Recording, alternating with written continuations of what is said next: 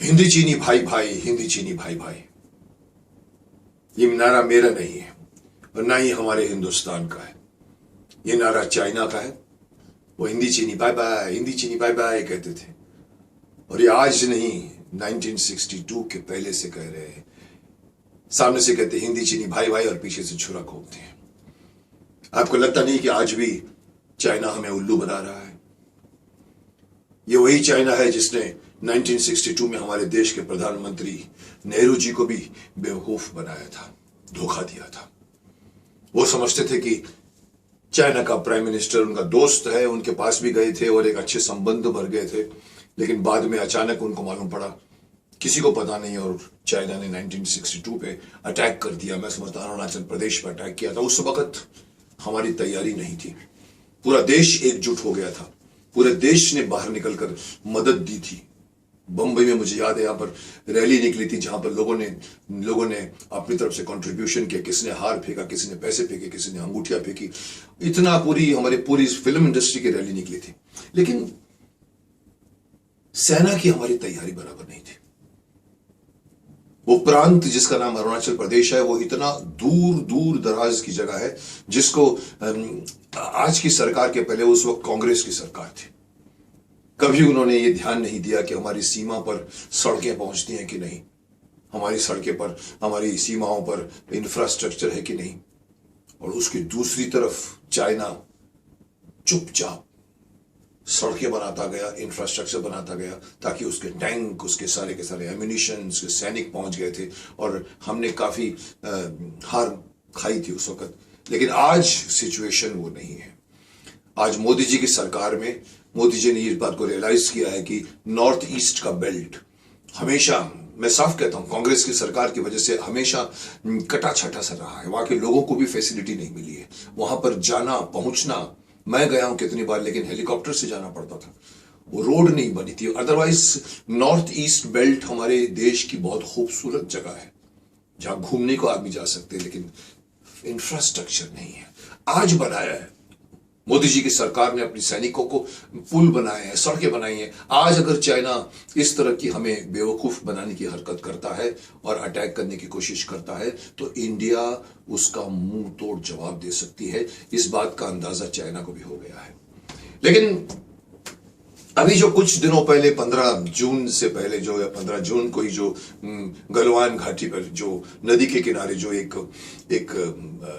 बहुत ही हादसा हुआ, जो दोनों के सैनिक भिड़ गए, जिसमें चीटिंग की गई, लकड़ी के अंदर जो अलाउड नहीं है वहां पर हथियार चलाना अलाउड नहीं है। और चाइना वालों ने अपने जो उनके पास बेटॉन होते थे, जो लकड़ी के डंडे होते थे, उसके ऊपर उन्होंने कांटे के तार लगा के रखे थे, जो अलाउड नहीं है। आपके पास बंदूकें रहती है कि आपने देखा होगा, बंदूकें जो है उसकी नली नीचे रहती है। ये एक संधि थी कि कभी भी हम इस line of actual line of control है, वहां पर कभी भी इतने एरिया में कोई भी आदमी वेपन यूज नहीं करेगा। हमने नहीं यूज किया, हमारे सिपाहियों ने उसको फॉलो किया, लेकिन वो बदमाश लोग हैं, चीटिंग करते हैं। 62 में उनकी चीटिंग की वजह से नेहरू जी को इतना बुरा लगा था कि उनको सदमा पहुंचा था और 1964 में उनकी डेथ हो गई थी। सब कहते हैं उसके पीछे वही कारण था कि चाइना पर उन्होंने बहुत भरोसा किया, लोगों के ना कहने पर भी, और उसका फिर उनको खामियाजा भुगतना पड़ा, उनको सदमा लगा था। आज यही चाइना, इसके सैनिकों ने उस घाटी पर, उस नदी के किनारे पर जो उनकी झड़पें हुई, जो 7-8 घंटे तक चलती रही, जिसमें हथियार का इस्तेमाल नहीं हुआ, लेकिन चीटिंग कर करके उन्होंने जो मारा, तो हमारे भी सैनिक शहीद हुए और हमारे शहीदों ने उनके 45 जितने आदमी, उनको भी सैनिकों को मारा। लेकिन ये तो अभी सिर्फ शुरुआत है। लेकिन अभी देश का तबका जाग गया है। सोशल मीडिया अभी एक बहुत बड़ा कम्युनिकेशन का एक रास्ता बन गया है, जिससे लोगों को मालूम पड़ रहा है कि चाइना क्यों हमारा दुश्मन है, चाइना को हराना है। अब मेरा ये कहना है कि आजकल जो मैं देख रहा हूं, टीवी पर भी दिखा रहे हैं कि लोग कहते हैं कि चाइना की चीजों का बहिष्कार करो, और बहिष्कार करना चाहिए। कैसे करना चाहिए, इसके पे स्ट्रेटेजी बननी चाहिए। लेकिन हमारे यहाँ पर जोश होता है लोगों को, इस तरह की बात आती है तो दिखाया है कि टीवी को तोड़ रहे हैं, उसके ऊपर पैर मार रहे हैं, चीजों का बहिष्कार कर रहे हैं। अच्छा लगता है, ये वही याद दिला रहा है जब अंग्रेजों के जमाने में उन्होंने कहा था कि स्वदेशी अपनाएंगे और विदेशी की चीजों को उन्होंने जलाना शुरू किया था। वो उस वक्त आज वही हो रहा है, लेकिन वो उस वक्त लोग जुड़े भी हुए थे और उस वक्त उनकी एक अंदर की मंशा भी बहुत स्ट्रांग थी कि अंग्रेजों को मारना। यहां हमारी मंशा है लेकिन बटा हुआ है, इसको संयोजित करना पड़ेगा। चाइना देखिए एक ऐसा साम्राज्यवाद कंट्री है जो पता नहीं क्यों दुर्योधन की पॉलिसी को फॉलो करता है। जमीन की उसको एक शौक है, दूसरों की जमीन हड़पने का शौक है। उनके पास जितनी जमीन है, मैं अगर आपको बताऊं तो तीसरे नंबर पर आता है चाइना, पहले नंबर पर रशिया आता है भूभाग के हिसाब से, कनाडा आता है और फिर चाइना आता है। चाइना को अगर आप नक्शे पे देखो तो हिंदुस्तान के ऊपर बहुत बड़े लेवल पे चाइना का आपको चाइना का शरीर दिखेगा इतना बड़ा। लेकिन असलियत में बता दूं, उनके पास सिर्फ 40% जमीन अपनी थी, 60% उन्होंने दूसरों की जमीन को अपनाया है। पूरे का पूरे तिब्बत को हड़प लिया है उन्होंने। तिब्बतियों में भागना पड़ा था, वहां के जो धर्मगुरु भी वहां से भागे थे और आज तिब्बत उनके हाथ में है।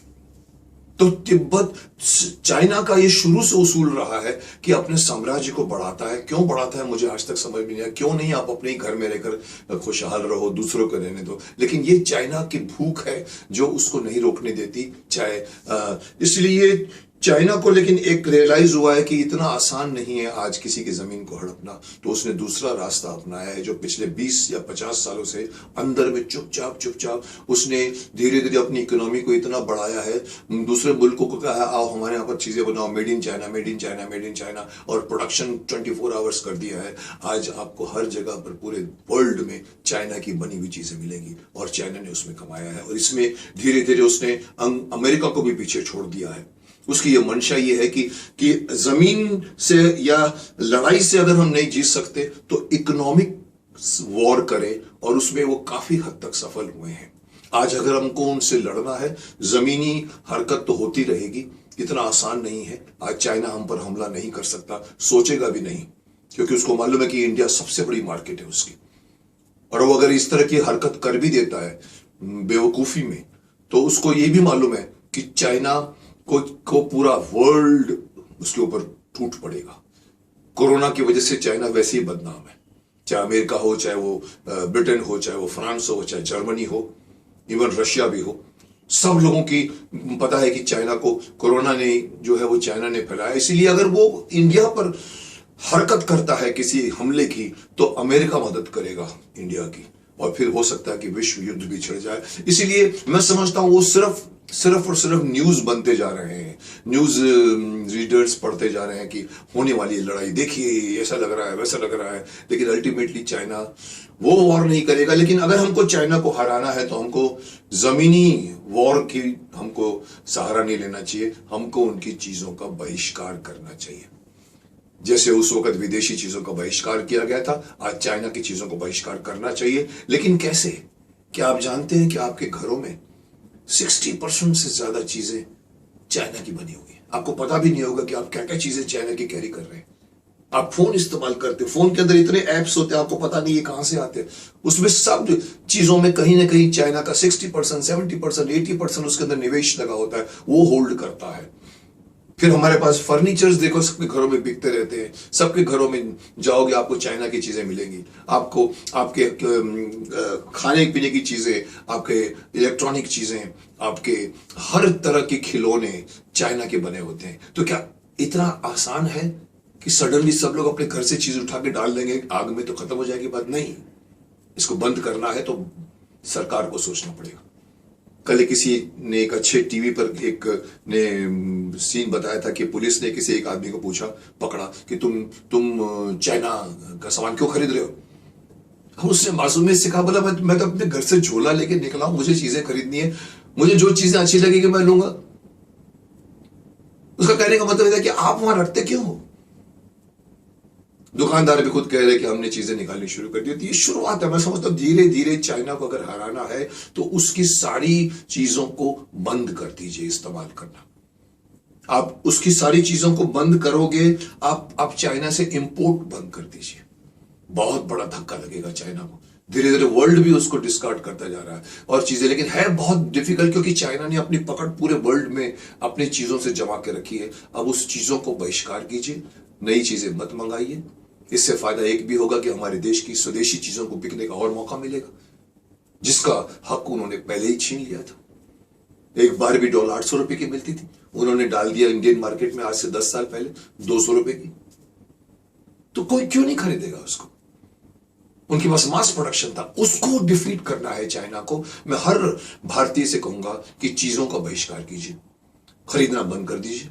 आपके पास जो है सो है, कोई बात नहीं, लेकिन और मत खरीदिए। सरकार को मैं कहूंगा कि आप इंपोर्ट करना बंद कर दीजिए। एक बहुत बड़ी डील, माफ करना, हमारे मुंबई में ही होने वाली थी, कुछ 10,000 करोड़ की।